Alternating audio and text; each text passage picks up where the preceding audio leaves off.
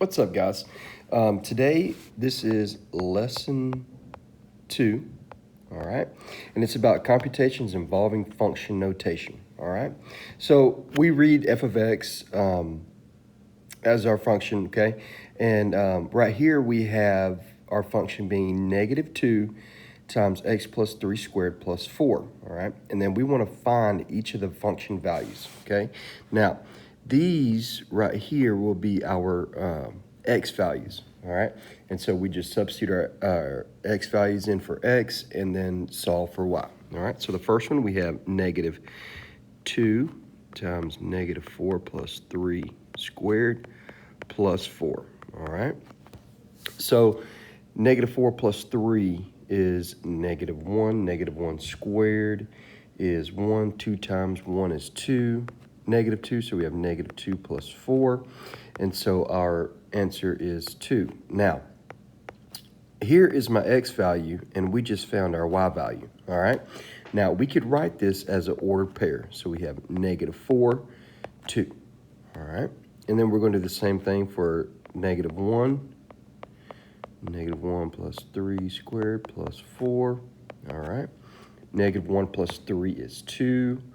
2 squared is 4, times negative 2 is negative 8, so we have negative 8 plus 4. Negative 8 plus 4 is negative 4, all right? And then written as an ordered pair, we have negative 1, negative 4. And then last but not least, Mr. 0, so we have negative 2 times 0 plus 3 plus 4. Okay, and it's squared. So we have negative 2, or we have 0 plus 3, which is 3 squared, 9 times negative 2, negative 18 plus 4, all right? And that gives me negative 14. So our ordered pair is 0, negative 14, okay? So the next part, it says when you find the value of the function when it's negative 4, the value of x is negative 4, what does the result of function at negative 4 represent graphically, okay? So the result of f of negative 4 represents the y value on the graph when x is negative 4. All right, the next part, it says the graph of f of x is pictured to the right.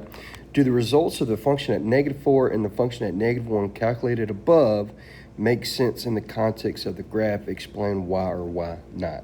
All right, so first thing that we're going to do, we're going to look at the values for these two x values. So when f was negative 4, y was 2, okay?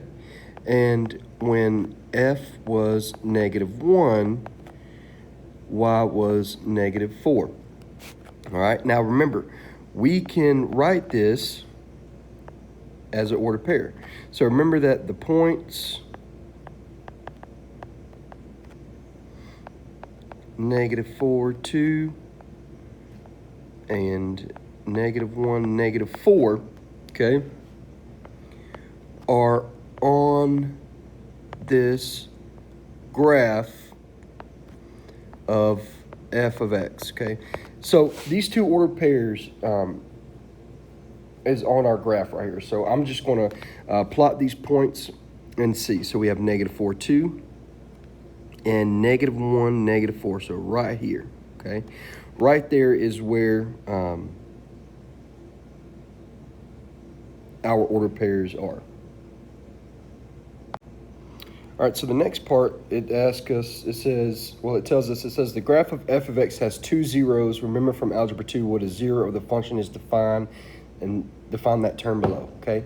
Now, remember, a 0 is an x value when y is equal to 0. So basically, it's when our graph crosses the x-axis, all right? So a 0 is an x value when y is equal to 0. So it is when our graph crosses the x-axis. All right. So when it crosses the x-axis. And in fact, we do have 2 zeros here because it is a quadratic. All right. So the graph of f of x clearly crosses the x-axis at the values between x is equal to -4 and x equal to -1. Based on the computations above, how could you justify the guarantee of the occurring at some value between x being -4 and x being -1? Okay.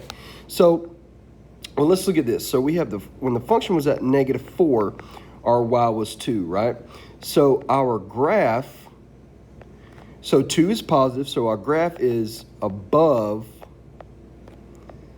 the y-axis because y is greater than 0. And when f was -1, y was -4, so our graph is below the y-axis because our y is negative. All right. So at some point or some value between x being -4 and -1, the graph must cross the x-axis. And if it does cross the x-axis, we are guaranteed a 0. All right, so based on the graph, we cannot determine exactly what the zeros of the functions are because they're in between 2 specific points, so it'll be a decimal. All right, there are ways we could solve it using the quadratic formula and stuff like that, but we're not going to worry about that right now. So according to the graph, between what x values does the zeros of the function lie? Okay, 1, 0 lies between x being -5 and -4, and the other lies between x being -2 and -1.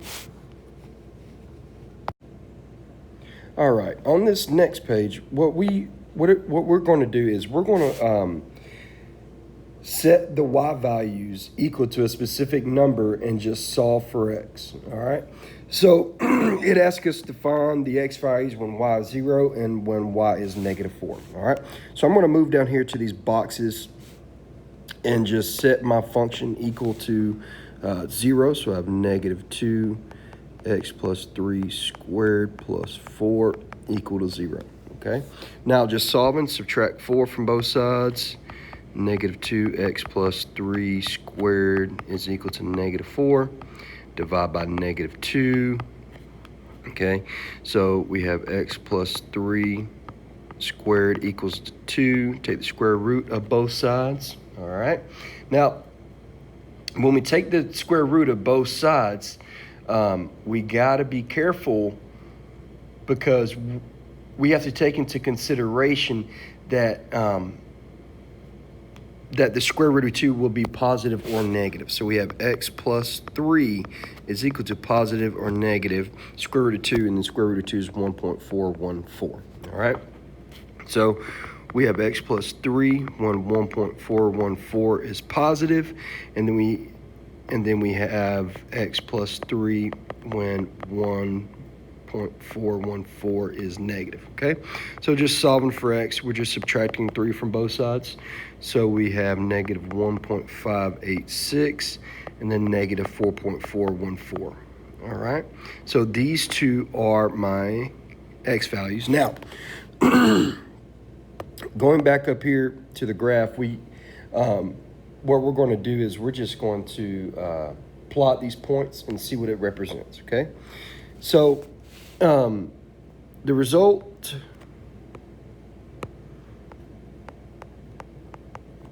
of our function being equal to 0 represents the x values when y was 0. All right, so we got x being, or approximately, okay, we're going to round here, negative 4.5 and negative 1.6. Now, these are our zeros, okay? We have found our zeros. And if you want to check, what we'll be able to do is we could take each x value and substitute it back in for x in the function.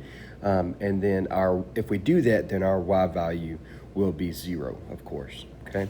Now, the next one we're going to do when f of x is equal to negative 4. So we have negative 2, x plus 3 squared plus 4 equal to 0. Subtract 4 from each side. All right, so we have negative 2, x plus 3 squared equaling to negative 4. Divide negative 2 by both sides.